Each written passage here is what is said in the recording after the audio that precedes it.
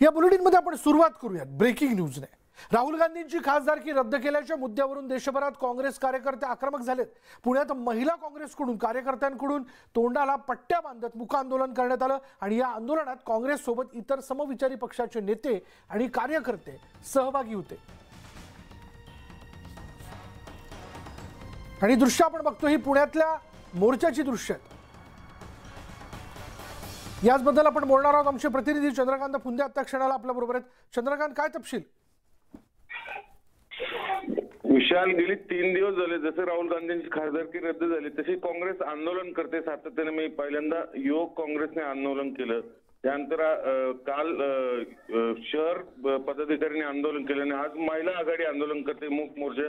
पुन्हा आज दुपारी 4 वाजता हे सगळं फ्रॅगमेंटेड स्टाईल मध्ये काँग्रेसचं आंदोलन सुरू आहे। कुठेतरी एक वाक्य तर नाही काय, खरं तर काँग्रेस जनांनी एवढी मोठी घटना घडल्यानंतर अक्षरशः तुटून पडलं पाहिजे रस्त्यावरती। त्यांच्या नेत्याची खासदारकी रद्द होते पण अजूनही ती विस्कळीतपणा दिसतोय, कुठेतरी एक वाक्यता एक संगत दिसत नाही, म्हणून असे फ्रॅगमेंटेड मध्ये यांची आंदोलन होत आहेत। आणखीन तीव्रतेने आंदोलन खरं होणं अपेक्षित होती पण ती तीव्रता अजून दिसत नाही दुर्दैवाने। धन्यवाद चंद्रकांत या सगळ्या माहितीबद्दल। तर राहुल गांधींची खासदारकी रद्द झाल्या, खासदारकी त्यांच्यावर कारवाई झाली आहे। आपण बघतो त्यांची खासदारकी रद्द करण्यात आली आणि त्या विरोधात काँग्रेसचे कार्यकर्ते आंदोलन करताना दिसतात।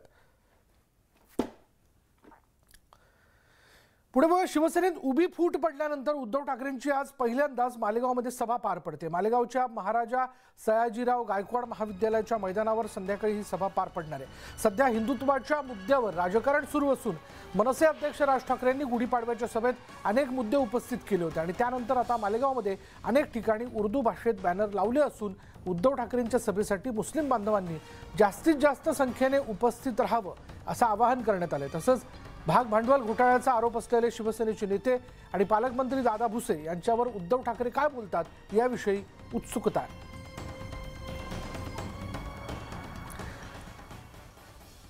तिथल्या सभेबद्दल अधिक माहिती आपण जाणून घेऊयात। आमचे प्रतिनिधी लक्ष्मण घाटोळ आपल्या बरोबर आहेत। लक्ष्मण, आज उद्धव ठाकरेंची सभा जी ती मालेगावमध्ये पार पडते। तसं बघायला गेलं तर मालेगाव हा दादा भुसेंच्या बालेकिल्ला, अशा वेळी आजची सभा कितपत यशस्वी होईल असं वाटतं? काय मोर्चे बांधणी करण्यात आली आहे? विशाल, नाशिकच्या मालेगाव मधील कॉलेज मैदानावरती उद्धव ठाकरे यांची जाहीर सभा पार पडणार आहे। ही जाहीर सभा यासाठी आहे पॉलिटिकली किंवा राजकीय दृष्ट्या अतिशय महत्त्वाची आहे। याचं कारण आहे उत्तर महाराष्ट्राचं केंद्र म्हणून या मालेगावकडे बघितलं जातं। नाशिक, जळगाव, धुळे, नगर, नंदुरबार या 5 जिल्ह्यांचं केंद्र असलेल्या मालेगावमध्ये ही जाहीर सभा आयोजित करण्यात आलेली आहे। मालेगावचे आमदार असलेले आणि नाशिक जिल्ह्याचे पालकमंत्री असलेल्या दादा भुसे असतील, त्याचबरोबर गुलाबराव पाटील असतील, या 2 मंत्र्यांसह खासदार हेमंत गोडसे असतील, सुहास कांदे असतील, या नेत्यांना शह देण्यासाठी अशा पद्धतीनं या मेळाव्याचं, या जाहीर सभेचं आयोजन करण्यात आलेलं आहे। तब्बल 1.5 लाख लोकांची व्यवस्था असलेलं हे मैदान आहे। या मैदानावर 1.5 लाख लोक एका वेळेला बसू शकता अशा प्रकारचं नियोजन जे आहे ते या सभेच्या ठिकाणी करण्यात आलेलं आहे। जर ह्या सभेच्या ठिकाणाची जर आपण दृश्य बघितली तर तब्बल 80 ते 85 हजार लोकांना बसण्यासाठीच्या खुर्च्या या मैदानावर लावण्यात आलेल्या आहेत। तब्बल 10 LED वॉल या मैदानाच्या आवारात लावण्यात आलेला आहे। 13 एकरचं हे संपूर्ण मैदान आहे आणि या मैदानावरती जाहीर सभेमध्ये उद्धव ठाकरे कुणाकुणाचा समाचार घेणार हा सगळ्यात महत्त्वाचा मुद्दा आहे। विशाल, यामध्ये एक महत्त्वाची गोष्ट आहे, मालेगाव हे मुस्लिम बहुल भाग आणि मुस्लिम बहुल मतदारसंघ ओळखला जातो, त्यामुळे या जाहीर सभेमध्ये मुस्लिम बांधवांची संख्या ही मोठ्या प्रमाणात असणार आहे आणि त्यासाठी संजय राऊत गेल्या 3 दिवसांपासून मालेगावमध्ये तळ ठोकून आहे। ते 3 दिवसांपासून ज्या पत्रकार परिषदा मालेगावमध्ये घेत आहे त्या प्रत्येक पत्रकार परिषदेमध्ये ते या ठिकाणचे पालकमंत्री असलेल्या दादा भुसेंवरती गिरणा साखर कारखान्याच्या भ्रष्टाचाराचे आरोप करताय आणि आजच्या सभेमधून देखील ही गिरणा साखर कारखान्यातील भ्रष्टाचाराची तोफ जी आहे ती दादा भुसेंवर धडकणार आहे। त्याचबरोबर उद्धव ठाकरे त्यांच्या भाषणामधून मनसे प्रमुख राज ठाकरे असतील, दादा भुसे असतील किंवा मुख्यमंत्री असतील अशा सगळ्याच नेत्यांचा समाचार या मैदानावरून घेतील आणि त्यानंतर नेमकं पुढे काय होतं हे बघणं महत्त्वाचं ठरणार आहे। मात्र विशाल, या सगळ्यामुळे एक महत्त्वाचं आहे की मालेगावमधलं राजकीय वातावरण अतिशय गरम आहे, तापलेलं आहे, कारण मालेगाव हे दादा भुसेंचा बालेकिल्ला आहे।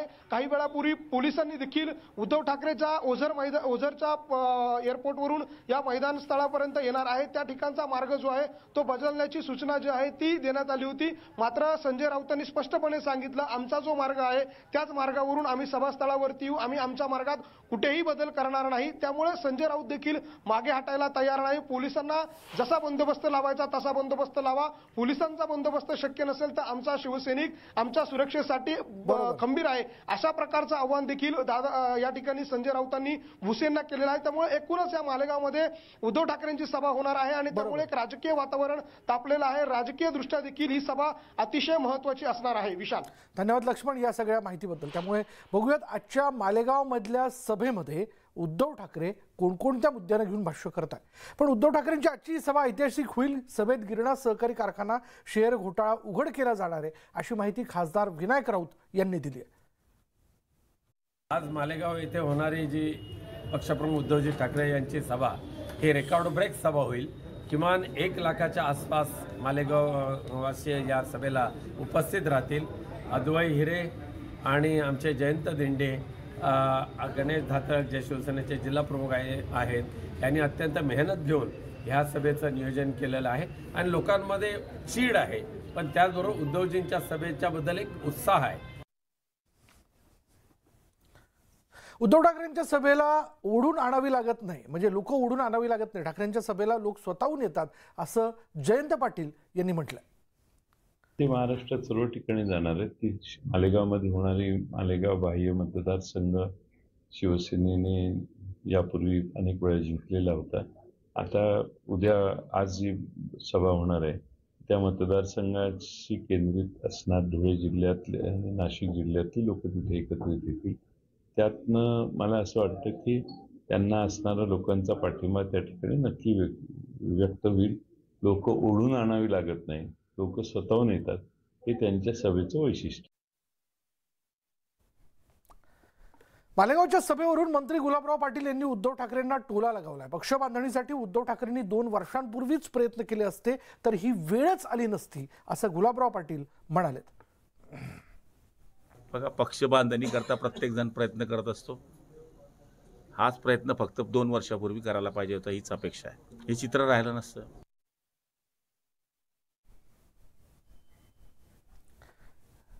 आणि आता एक मोठी बातमी आहे लोकलने प्रवास करणाऱ्यांसाठी। रेल्वे प्रवाशाला जाळण्याचा प्रयत्न करण्यात आला। ठाण्यातील मुंब्रा इथली घटना आहे। रात्री 11:15 सुमारास हा प्रकार घडलेला आहे। रुमालाला आग लावून अपंग प्रवाशाच्या अंगावरती हा रुमाल फेकण्यात आला आणि या हल्ल्यात प्रवाशाच्या हाताला मानेला गंभीर दुखापत झाली आहे।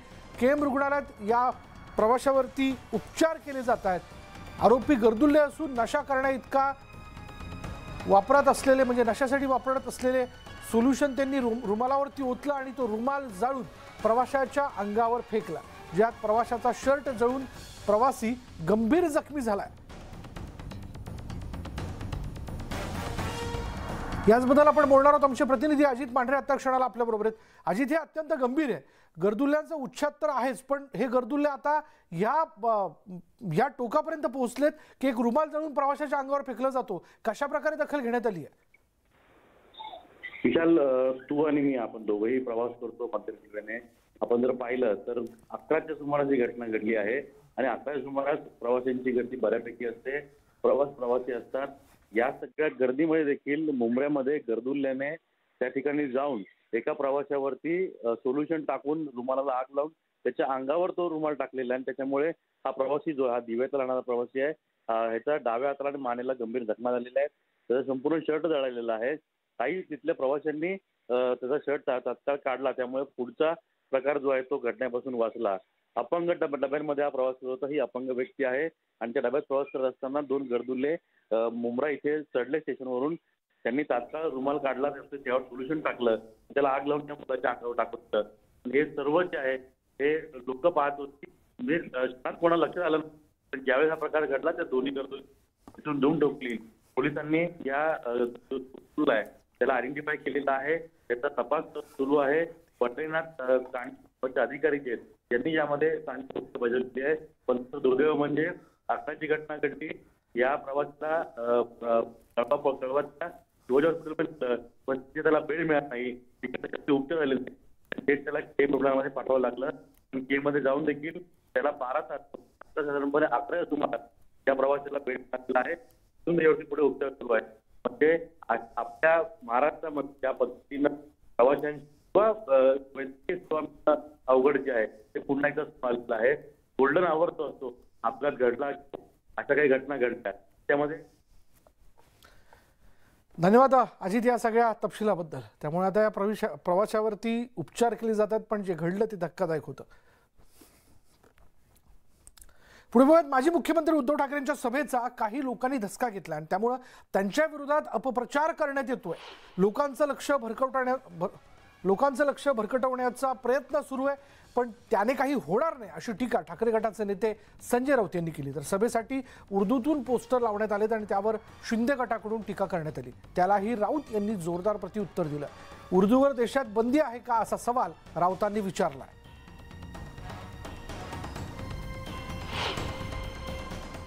आणि एक लक्षात घ्या, ही सभा अशी आहे की इथे भाड्याने कोण येणार. म्हणजे 300 रुपये 500 रुपये रोजावर जे माणसं आणली जातात आणि मग मुख्य भाषण सुरू झालं की निघून जातात. समोर कोण बोलते माहीत नाही, कशा करता आपण आलोय ते माहीत नाही. तशी सभा नाही. ही सभा महाराष्ट्राला दिशा देणारी सभा. मालेगावची सभा जी होते त्या सभेनं लोकांची माझ्या भाषेत बोलायचं तर हात, विशेषतः मालेगाव. आणि माननीय उद्धव ठाकरे यांचा ताफा मोसम पुलावरूनच येणार. इकडून तिकडून पोलिसांचं म्हणणं आहे की या भागातून आणा, नाही, मुख्य रस्त्याने येतील ते. एखाद्या भाषेवरती का बंदी आहे का या देशामध्ये? उर्दू या देशामधली भाषा नाही का? ज्या जावेद अख्तरांचं आपण कौतुक केलं किंवा ज्या गुलजारांचं आपण कौतुक करतो ते आजही त्यांचं लिखाण उर्दूमध्येच करतात. तर या भाषेच्या संदर्भात तुम्ही इथे चित्त विचलित करू नका. तरी इथे सर्व जाती धर्माचे लोक या सभेला येणारच आहेत. हा जो प्रकार सुरू आहे हा लोकांचं लक्ष भरकवण्याचा प्रयत्न आहे. शिवसेना नेते आणि पाणीपुरवठा मंत्री गुलाबराव पाटलांनी पुन्हा एकदा विरोधकांवर जोरदार हल्लाबोल केला. जेव्हा सर्व पर्याय संपतात तेव्हा जातीचा वापर सुरू होतो आणि विरोधकांकडे जातीचंच भांडवल असल्याची टीका त्यांनी केली. जळगावच्या धरणगाव तालुक्यात असलेल्या चिंचपुरे गावात विविध विकास कामांचं उद्घाटन मंत्री गुलाबराव पाटलांच्या हस्ते करण्यात आलं आणि यावेळी बोलताना त्यांनी ठाकरे गटाला आव्हान दिलं. दुसऱ्याकडे फक्त एकच भांडवल वापरताय, जात. अरे कशाला जातीचं भांडवल? 4 वर्ष मंत्री होते ना जातीचे. तुम्हाला हे रस्ते नाही दिसले का? एक तर जातीचेच रस्ते होते ना. जेव्हा माणूस सगळे पर्याय संपतात तेव्हा माणूस जातीचा वापर करतो. जेव्हा पर्याय नसतो मग मी जात नाही. अरे तू जात नाही तर सोनाला थोडी जागा काम करणार मूळ हे. जेव्हा माणसं गुलाबराव पाटलांनी कधी जातीचा विचार केला? माझी जात काय? माझी जात तुम्ही आहे. आणि कशा करता लाईन सोडली, कशा करता लाईन जोडली. आता 8 महिने होऊन गेले, दुसरं काहीच भांडवल राहिलं नाही. आमचं म्हणणं कसं आहे की तुम्ही काय काम करता ते सांगा. असं कधी वाटत नाही तुम्हाला की मी मंत्री झालो? मला बी वाटत नाही अजून मी मंत्री झालो. फक्त बरं वाटतं कसं, गणपती यायची ना 90-92 साली तेव्हा पोलीसच आहेत महामागं, पण ते आशेणार आहेत, पकडायला आहेत.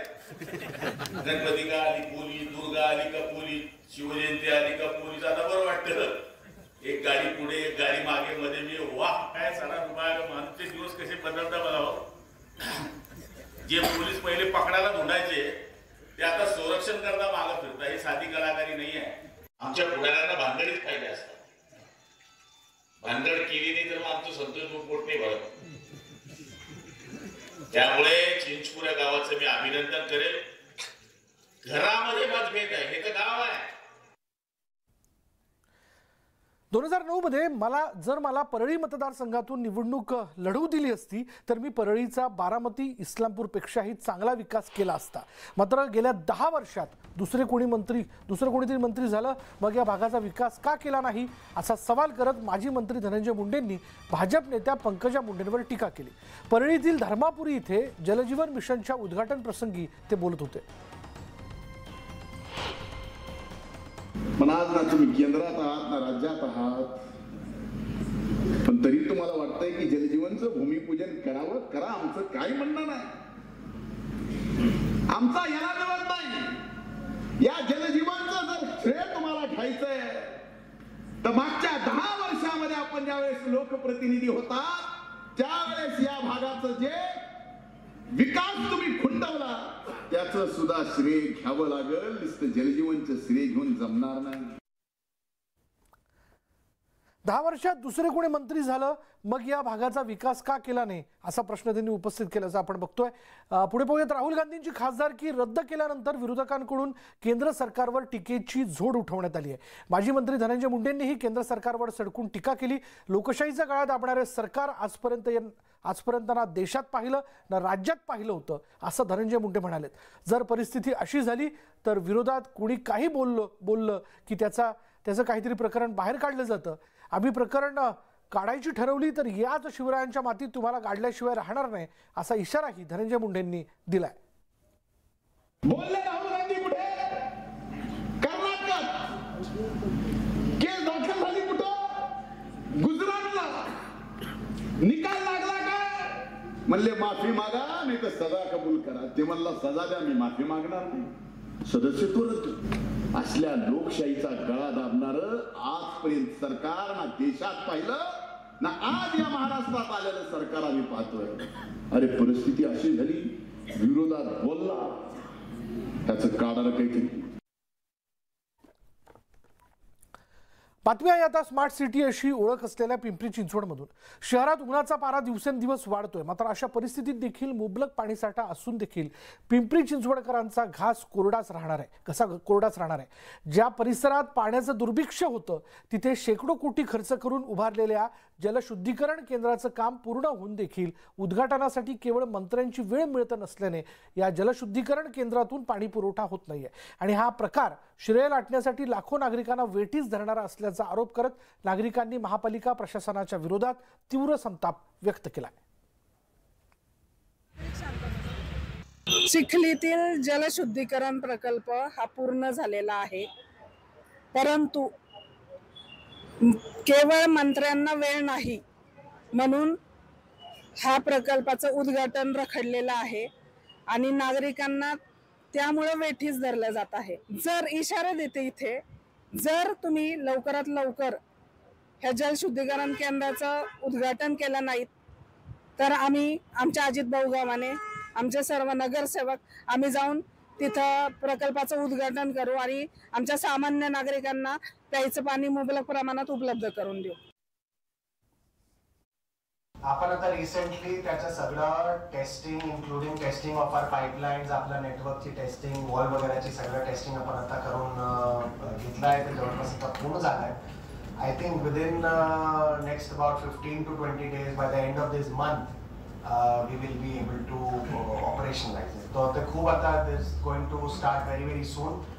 टेस्ट करून घेतलाय, सगळं ऑल ओके आहे. शेवटचे काही जे आपले टप्पे आहेत त्याच्यामधले तकनिकी याच्यामध्ये ते आपण पूर्ण करून लवकर त्याची सुरुवात करणार. अकोला शहरासह मूर्तिजापूर, बोरगाव आणि खांबोरा उन्नई बंधाऱ्यावरील 64 खेडी गावांची तहान भागविणाऱ्या मिहान धरणात सद्यस्थितीत 40.80% जलसाठा उपलब्ध आहे. रब्बी हंगाम संपुष्टात आल्यानं सिंचन व्हॉल्व्हमधून होणारा पाणी पुरवठा 31 मार्चपर्यंत बंद होणार आहे. नदीपात्रात पाणी सोडणं बंद झाल्यावर 64 खेडी गावांच्या पिण्याच्या पाण्याच्या मागणीनुसार महान धरणातून सिंचन व्हॉल्व्हमधून पुन्हा नदीपात्रात सोडण्यात येईल.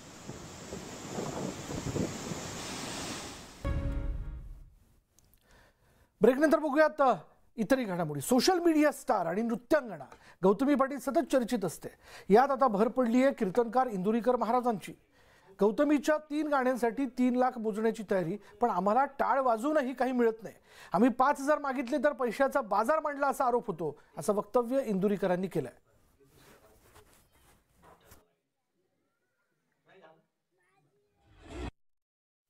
कीर्तनकाराला 5,000 मागितले का? काय खरं आहे त्यांचं? फार लुटली जनता. आणि 3 लाखाला 3च गाणे ऐकले, 300 पोरांच्या चड्ड्या फाटल्या, 200 पोरांची गुडघे मोडले, मारामाऱ्या झाल्या, कुदाकुद्या झाल्या, शब्दही कोणी बोलायचं नाही. गौतमी पाटीलचा कार्यक्रम म्हणजे गर्दी आणि राडा हे जणू सूत्रच बनले. कोपरगाव तालुक्यातील कोळपेवाडी इथं महेश्वर यात्रेच्या निमित्ताने गौतमीचा कार्यक्रम आयोजित करण्यात आला होता. या कार्यक्रमात मंचासमोर एका तरुणानं गौतमीसारखा डान्स करण्याचा प्रयत्न करून गौतमीला टक्कर दिली, तर अनेक तरुणांनी सेल्फीसाठी स्टेजजवळ जाण्याचा प्रयत्न केला। यावेळी पोलिसांना सौम्य लाठीचार्ज करावा लागला।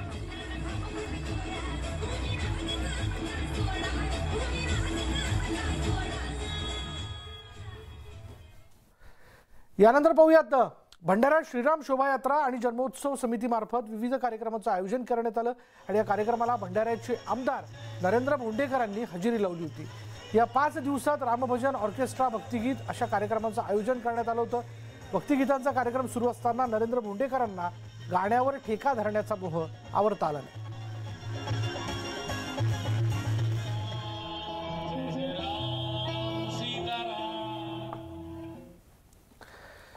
शिर्डीत सुरू असलेल्या महापशुधन एक्स्पोचा मुख्यमंत्री एकनाथ शिंदे यांच्या उपस्थितीत आज समारोप होणार आहे।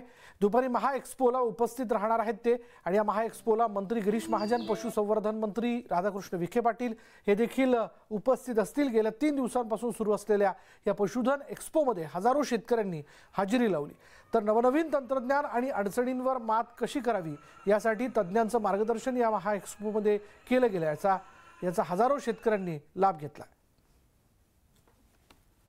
देशभरातील सर्वात मोठ्या महापशुधन एक्स्पोचा आज मुख्यमंत्र्यांच्या उपस्थितीमध्ये समारोप होतो आहे। शिर्डीमध्ये गेल्या 3 दिवसापासून पशुधन एक्स्पो सुरू आहे। आपण आता जर बघितलं तर आता देखील हजारो शेतकरी या ठिकाणी भेट देतात आणि देशभरातील जे देशी जनावरं आहेत यांचं प्रदर्शन या ठिकाणी ठेवलेलं आहे। जवळपास 800 प्रकारचे पशु, पक्षी, प्राणी या ठिकाणी या प्रदर्शनामध्ये आहेत। शेतकरी येत आहेत, याची माहिती घेत आहेत। इथे जे शेतकरी शेतीपूरक व्यवसाय करत आहेत यातून त्यांना येणाऱ्या अडचणी कशा सोडवता येतील, दूध व्यवसाय कसा वाढवता येईल, कुक्कुटपालनामध्ये येणाऱ्या अडचणी कशा सोडवता येतील यासाठी तज्ज्ञांचं मार्गदर्शन या ठिकाणी मिळतंय। 3 दिवसापासून जिल्हाभरातून तालुक्यातून शेतकऱ्यांना घेऊन या ठिकाणी येण्यासाठी जवळपास 500 बसेसची व्यवस्था करण्यात आलेली आहे। त्याचबरोबर राहता तालुक्यामधल्या शालेय विद्यार्थ्यांना या ठिकाणी हे प्रदर्शन बघण्यासाठी घेऊन येण्यात येत आहे। जवळपास 3 दिवसापासून हजारो शालेय विद्यार्थी या ठिकाणी येत आहेत आणि या पशुधन एक्स्पोचा आनंद घेत आहेत। सांस्कृतिक कार्यक्रमांबरोबरच या ठिकाणी अनेक कार्यक्रमांचं आयोजन करण्यात आलेलं आहे। आपण जर बघितलं तर हास्य जत्रा असेल, इंदुरीकर महाराजांचं कीर्तन असेल, चला हवा येऊ द्या असं विनोदी जे नाटक आहे हे या ठिकाणी सादर केलं गेलं आहे। त्यामुळे शेतकऱ्यांना मार्गदर्शन, त्याचबरोबर नागरिकांसाठी मनोरंजन असा एकंदरीत 3 दिवस मोठा उत्साह शिर्डीमध्ये बघायला मिळाला। थोड्याच वेळामध्ये मुख्यमंत्र्यांच्या उपस्थितीमध्ये या एक्स्पोचा समारोप होणार आहे। हरीश दिमोटे, न्यूज 18 लोकमत, अहमदनगर। पुढे बातमी आहे रावेरबंद। रावेर तालुक्यातील खिरोडा इथे दरवर्षीप्रमाणे खंडोबा महाराजांचा यात्रा उत्सव सुरू आहे। यात्रा उत्सवाच्या निमित्त 12 गाड्या ओढण्याची परंपरा आहे आणि त्या परंपरेनुसार 12 गाड्या ओढण्यात आल्यात। या यात्रा उत्सवाला भाविकांनी गर्दी केली होती।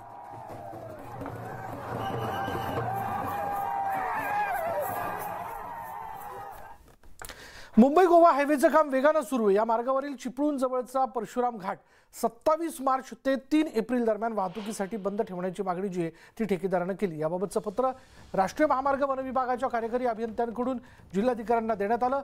आता जिल्हा प्रशासनानं याबाबत पोलीस प्रशासन, उपप्रादेशिक विभाग आणि चिपळूण महसूल विभाग यांच्याकडून अहवाल मागवलाय। त्यानंतर याबाबत निर्णय घेतला जाणार आहे। त्यामुळे परशुराम घाट बंद ठेवण्याबाबतचे नियोजन येत्या 2 ते 3 दिवसात होण्याची शक्यता आहे।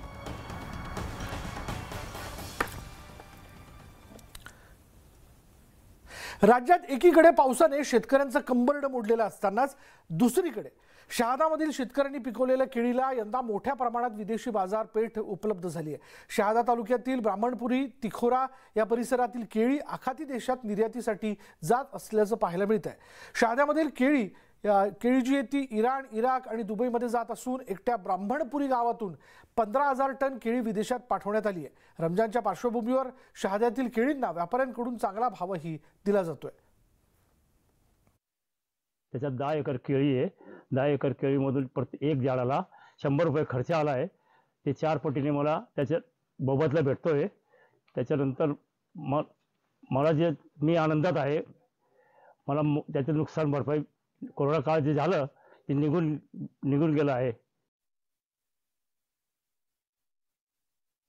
त्यांना एका झाडाला लगभग 100 रुपयापर्यंत खर्च येतो तो 90, 100, 110 रुपये.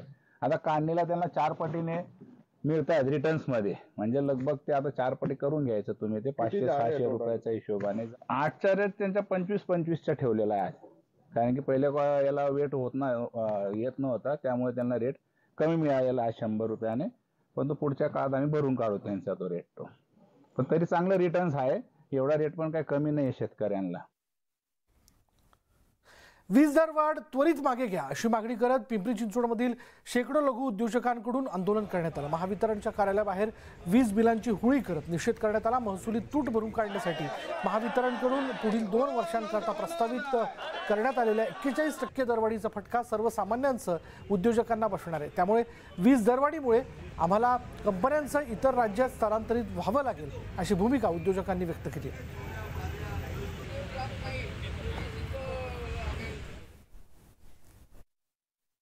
सरकारला एक कळकळीची विनंती आहे की जर यामध्ये आपण निर्णय दिला नाही, उद्योजकांच्या भावना समजावून घेतल्या नाही, तर जागोजागी चक्का जाम आंदोलने ही पुकारली जातील आणि या ठिकाणी शेतकऱ्यांच्या आत्महत्या थांबवून उद्योजकांच्या आत्महत्या या ठिकाणी चालू करतील. आणि पुन्हा एकदा सरकारला हा इशारा आहे की जर उद्योजकांच्या आत्महत्या या ठिकाणी थांबवायच्या असेल तर त्वरित वाढीव वीज दरवाढ जी केलेली आहे घोषित, त्यांनी जो 37% त्यांनी प्रस्ताव दिलेला आहे तो मागे घ्यावा आणि इतर राज्यांच्या तुलनेमध्ये महाराष्ट्राचा वीज दर ठेवावा. 37% महावितरणनी जे वीज नियामक आयोगाकडे पिटिशन दाखल केलेलं आहे की 37% त्यांना वीज दरवाढ पाहिजे प्रस्तावित जी आहे ती साधारण 60,000 कोटी रुपये आहे 4 वर्षासाठी. तर आपली प्रमुख मागणी आहे की ही जी प्रस्तावित दरवाढ आहे ही त्वरित रद्द करावी आणि महावितरणला जे 60,000 रुपये लागतात ते सरकारने सबसिडी रूपात त्यांना दरवर्षी 15,000 रुपये करून त्यांना द्यावेत आणि हा भार उद्योजकांवर किंवा सामान्य ग्राहकांवर किंवा व्यावसायिकांवर टाकू नये. आणि यानंतर वेळ झाली का ब्रेकची. ब्रेक घेऊयात. पहा फक्त न्यूज 18 लोकमत.